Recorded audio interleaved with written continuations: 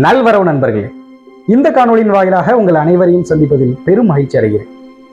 ஒரு 5 நாளைக்கு முன்னாடி இந்த டைட்டன் அப்படிங்கிற சப்மரைன், அதாவது நீர்மூழ்கி கப்பல் கடலுக்குள்ள போய் காணாமல் போனதாக பல செய்திகள் வெளியானது நம்ம எல்லாருக்கும் தெரியும். அதே கப்பல் ஒரு 2 நாளைக்கு முன்னாடி கடலுக்கு அடியில சுமார் கிட்டத்தட்ட 12,000 அடிக்கு கீழே வெடித்து சிதறியதாக செய்திகள் வெளிவந்துச்சு. இது ரொம்பவே வருத்தத்துக்குரிய ஒரு விஷயமாகவும் ரொம்ப ஷாக்கான ஒரு விஷயமாகவும் இருந்துச்சு. காரணம் என்ன அப்படின்னா, குறிப்பா அந்த சப்மரைன் உள்ள 5 நபர்கள் பயணம் செஞ்சாங்க. அந்த 5 நபர்களும் மரணத்தை தழுவிட்டாங்க அப்படின்னு சொல்லலாம் அந்த விபத்தின் மூலமாக. இப்போ இந்த டைட்டன் அப்படிங்கிற சப்மரைன் கடலுக்குள்ள எந்த காரணத்துக்காக போச்சு, எதனால வெடிச்சு சிதறினது அப்படிங்கிறத பற்றி தான் இந்த காணொலியில சுருக்கமா பார்க்கலாம்னு இருக்கோம். வாங்க வீடியோக்குள்ள போலாம்.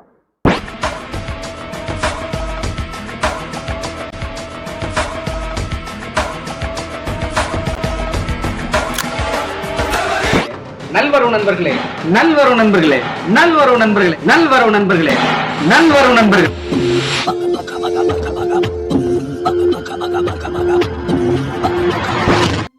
சோ இந்த டைட்டன் அப்படிங்கிற சப்மரைன் ஒரு சுற்றுலா நீர்மூழ்கி கப்பல் அப்படின்னு நம்ம சொல்லலாம். அது என்ன சுற்றுலா நீர்மூழ்கி கப்பல் அப்படின்னா, வருஷமா இந்த ஓஷன் கேட் அப்படிங்கிற நிறுவனம் இந்த சப்மரைன் மூலமாக இந்த டைட்டானிக் அப்படிங்கிற கப்பல் இருக்கு இல்லையா, இதை சொன்ன உடனே எல்லாருக்கும் ஞாபகம் வந்திருக்கும். கிட்டத்தட்ட 1912 அந்த வருஷத்துல அந்த டைட்டானிக் கப்பல் கடலுக்குள்ள மூழ்கி பல மக்கள் இறந்து போனாங்க. கிட்டத்தட்ட 1500க்கும் மேற்பட்ட மக்கள் இறந்து போனாங்க. 100 வருஷம் ஆயிடுச்சு கிட்டத்தட்ட சொல்லணும் அப்படின்னா. இந்த 100 வருஷத்துக்கு மேல இருக்கும். அப்படிப்பட்ட அந்த டைட்டானிக் கப்பலை பார்வையிடுறதுக்காக ஒரு சுற்றுலா சப்மரைனாக தான் இந்த டைட்டன் அப்படிங்கிற சப்மரைனை இந்த ஓஷன் கேட் நிறுவனம் பயன்படுத்திட்டு வராங்க. குறிப்பா சுற்றுலா பயணிகள் அப்படின்னா சாகசம் செய்யக்கூடிய சுற்றுலா பயணிகளை தான் இந்த சப்மரைன்ல ஏற்றி அந்த டைட்டானிக் கப்பலை பார்வையிட வைப்பாங்க. எல்லா சுற்றுலா பயணிகளையும் பார்வையிட வைக்க மாட்டாங்க. அப்படி இருக்கும்போது கனடா பக்கத்துல இருக்கிற அட்லாண்டிக் ஓஷன்ல தான் அந்த டைட்டானிக் கப்பல் மூழ்கினது நம்ம எல்லாருக்கும் தெரியும். கிட்டத்தட்ட 12,600 அடியில தான் அந்த டைட்டானிக் கப்பல் இருக்குது. அப்படின்னா பாருங்க எவ்வளவு அது ஆழம்னு பாருங்க. ஸோ அந்த ஆழத்தை போய் குறிப்பா அந்த டைட்டானிக் கப்பலை பார்வையிடுறது தான் இந்த டைட்டன் அப்படிங்கிற நீர்மூழ்கி கப்பல். அது மட்டும் இல்லாம அந்த நீர்மூழ்கி கப்பலுடைய ஸ்பெஷாலிட்டி என்னன்னா, அந்த டைட்டானிக் கப்பலையும் பார்வையிடுற அளவுக்கு ஒரு தகுதி படைச்சது. அதாவது குறிப்பா சொல்லணும் அப்படின்னா, அந்த டைட்டானிக் கப்பல் இருக்கக்கூடிய இடத்துல எந்த நீர்மூழ்கி கப்பலும் அவ்வளவு சீக்கிரம் போக முடியாது. காரணம் என்னன்னா, அழுத்தம் அதிகமா இருக்கும், தண்ணீருடைய அழுத்தம்.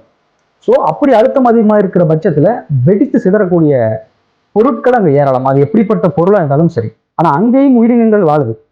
நீங்கள் பல கடலில் வாழக்கூடிய வினோதமான உயிரினங்கள்லாம் வாழ்ந்துட்டு தான் இருக்கு.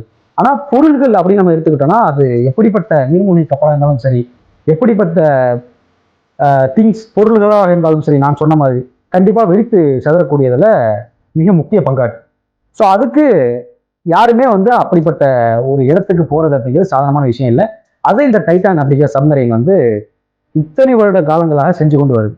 இன்னும் சொல்ல போனா 2021, 2022 இந்த 2 வருஷத்துல 46 வாட்டி இந்த டைட்டன் அப்படிங்கிற சப்மரைன் அந்த டைட்டானிக் கப்பலை பார்வையிட்டு வந்திருக்கு. இந்த டைட்டானிக் கப்பல் உள்ள புதஞ்சது இல்லையா அந்த கடலுக்கு அடியில, அந்த தருணத்துல பார்த்தோம் அப்படின்னா அது மிகப்பெரிய அளவுல பிளாஷ் ஆச்சு வேர்ல்டு ஃபுல்லா. அதே மாதிரி இப்போ இந்த டைட்டானிக் கப்பல் டைட்டன் அப்படிங்கிற சப்மரைன் வெடித்து சிதறினது அப்படிங்கிறது உலகம் ஃபுல்லா ரீச் ஆகி பல மக்களை அதிர்ச்சிக்குள்ளாயிருக்கு. இந்த டைட்டன் அப்படிங்கிற சப்மரைன்ல பயணம் செய்யறதுக்கு 2 கோடி வரைக்கும் செலவழிப்பாங்க. யார் அப்படின்னா, குறிப்பா நான் சொன்ன மாதிரி சாகசத்தை மேற்கொள்ளக்கூடிய சுற்றுலா பயணிகள். ஏன்னா அவர்கள் தான் தைரியமா போய் பயணிச்சுட்டு வருவாங்க. ஸோ குறிப்பா சொல்லணும் அப்படின்னா, இப்போ இந்த சப்மரைன் வெடித்து செதறிச்சு இல்லையா, அதுல 5 பேர் பயணம் செஞ்சிருக்காங்க. ஒன்று இங்கிலாண்டை சேர்ந்த ஒரு கோடீஸ்வரர். இன்னும் ஒரு 2 பேரை நம்ம எடுத்துக்கிட்டோம் அப்படின்னா, பாகிஸ்தானை சேர்ந்த ஒரு தொழிலதிபரும் அவருடைய மகனும். இன்னொருத்தர் பிரெஞ்சு நாட்டை சேர்ந்தவர். இன்னொருத்தர் யாருன்னா, அந்த ஓஷன் கேட் நிறுவனம் நடத்துறதுலயே அந்த சப்மரைன் கப்பலை கடல் வரைக்கும் போய் பார்வையிட வைக்கிறது அது அவங்க தான் நடத்துனாங்க. ஓஷன் கேட் அப்படிங்கிற நிறுவனம். அந்த நிறுவனத்தினுடைய சிஇஓ அவர் தான் பைலட், அந்த சப்மரைனை ஓட்டக்கூடிய ஒரு டிரைவர். அவரோட சேர்த்து மொத்தம் 5 பேர். ஸோ அந்த 5 பேரும் இப்போ நடந்த இந்த விபத்துல சிதறி இறந்துட்டாங்க அப்படின்னு சொல்லிட்டு தகவல் வெளியாச்சு. எப்படி இது வெடிச்சு சிதறிச்சு அப்படின்னா, பல மக்கள் பல காரணம் சொல்றாங்க, பல ஆய்வாளர்கள் இன்னும் பல காரணம் சொல்றாங்க. அதாவது இந்த டைட்டன் அப்படிங்கிற சப்மரைனை பொறுத்த வரைக்கும் இந்த டைட்டானியம் பிளஸ் கார்பனால செய்யப்பட்ட ஒரு பொருள் தான் இந்த டைட்டன் அப்படிங்கிற சப்மரைன் அப்படின்னு சொல்றாங்க. ஏன்னா இந்த கார்பனாலையும் டைட்டனாலையும் செய்யப்பட்டதுனால அது இலாஸ்டிக் மாதிரி விரிவடையும், ஒரு அழுத்தம் கொடுக்கப்பட்டால் இலாஸ்டிக் மாதிரி விரிவடையும் அப்படின்னு சொல்லிட்டு ஆய்வாளர்கள் சொல்றாங்க. அந்த விரிவடைகிற ஒரு காரணத்தால தான் ஒரு குறிப்பிட்ட அளவுக்கு கீழே போகும்போது அது வெடித்து செதறிடுச்சு, இது ஒரு முக்கிய காரணம் அப்படின்னு சொல்லிட்டு சொல்றாங்க. இன்னொரு ஆய்வாளர்கள் என்ன சொல்றாங்கன்னா, இது எல்லாமே நல்லா தான் இருந்துச்சு, கிட்டத்தட்ட இத்தனை வருஷம் போயிட்டு வரதை நம்ம பார்க்க முடியுது நல்லபடியா, ஆனா இப்போ வந்து இது ஒரு தற்செயலான விபத்து அப்படின்னு சொல்லிட்டு சொல்றாங்க. ஏன்னா இந்த சப்மரீன் டைட்டன் சப்மரீனை பொறுத்த வரைக்கும் கடலுக்குள்ள போகுது இல்லையா, டைட்டானிக் கப்பலை பார்வையிடுது இல்லையா, அந்த பார்வையிடுற தருணத்துல கரெக்டா 2 மணி நேரம் எடுக்குமா அந்த டைட்டானிக் கப்பலை போய் பார்வையிடுது. திரும்ப மேலே வர்றதுக்கு 2 மணி நேரம் எடுக்குமா, ஆக மொத்தம் 4 மணி நேரம். ஆனா இதுவே போன வருஷம் பயணம் செஞ்சாங்க இல்லையா அந்த டைட்டன்ல, அப்போ வந்து கிட்டத்தட்ட 10 மணி நேரம் எடுத்திருக்கு போக வர்றதுக்கு.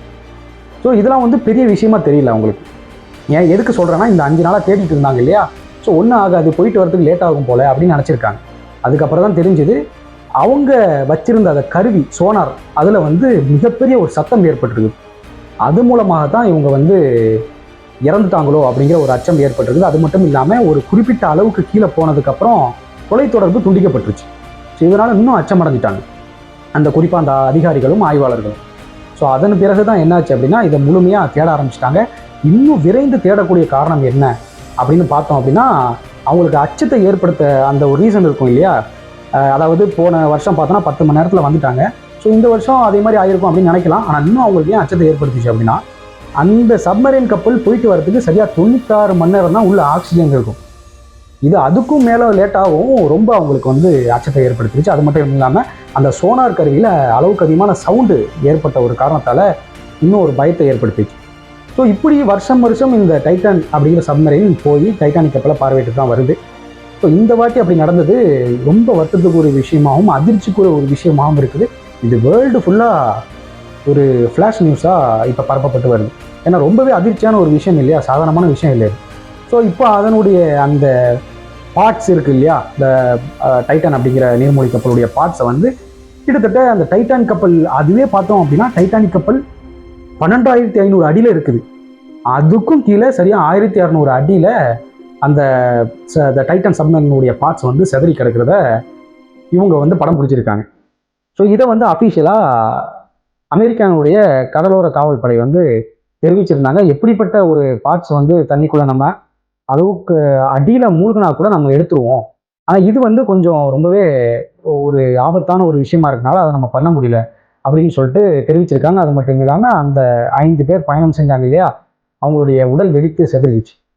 ஸோ அதையும் நாங்கள் எங்களால் வந்து ஒன்றும் பண்ண முடியல, தேட முடியல அப்படின்னு சொல்லிட்டு ஒரு அதிர்ச்சிகரமான ஒரு விஷயத்த அமெரிக்கானுடைய கடலோர காவல்படை வெளியிட்டிருக்காங்க. ஸோ இப்படிப்பட்ட இந்த டைட்டன் சப்மரீனுடைய வெடிப்புக்கு என்ன பேர் சொல்றாங்க ஆய்வாளர்கள் அப்படின்னு பார்த்தோம்னா, கேட்டஸ்ட்ரோபிக் இம்பல்ஷன் அப்படின்னு சொல்றாங்க. கேட்டஸ்ட்ரோபிக் இம்ப்ளோஷன். இது என்னன்னா, இதனுடைய தமிழ் மொழிபெயர்ப்பை பார்த்தோம் அப்படின்னா, பேரழிவான விபத்து இல்லை பேரழிவான வெடிப்பு அப்படின்னு நம்ம எடுத்துக்கலாம்.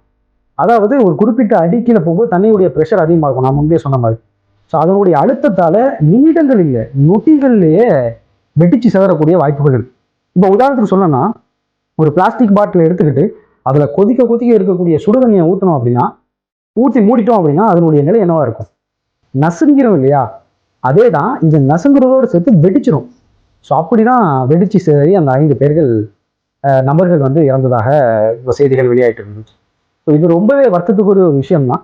ஸோ இது வந்து தற்செயலான ஒரு செயலா, இல்லை நான் முன்பே சொன்ன மாதிரி அந்த கார்பன் ப்ளஸ் டைட்டானியமால் செய்யப்பட்ட ஒரு பொருளாக அந்த நீர்மூழ்கி கப்பல் இருந்ததால அதுல எதுவும் பாதிப்பு ஏற்பட்டு வெடிச்சிருக்கா அப்படிங்கிறத வந்து ஆய்வாளர்கள் இப்போ வரைக்கும் தேடிட்டு இருக்காங்க.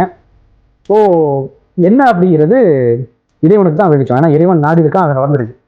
ஸோ இப்படிப்பட்ட ஒரு பயங்கரமான ஒரு ஆராய்ச்சி தேவையா அப்படிங்கிறது வந்து பல மக்களுக்கு இப்போ வந்து அந்த கேள்விகள் அதிகமாக இருக்குது.